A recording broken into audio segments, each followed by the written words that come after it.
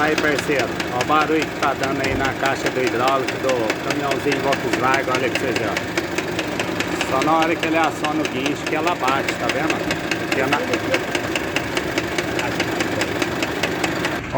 ó, vai desligar a tomada, nosso parceiro, ó.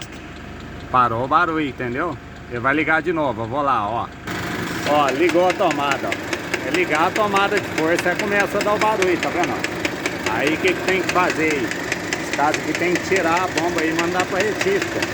A retífica vai ver o que é esse barulho nessa tomada de força aí, ó.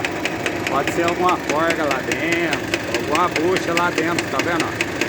Só nela mesmo, entendeu? É bom olhar porque a pressão hidráulica que trabalha aí pra levantar a plataforma aí é muito, é mais de 2.000 bar, entendeu? Então vamos olhar essa bomba aí, beleza? Então tá aí pra vocês uma dica aí com o barulho na caixa hidráulica.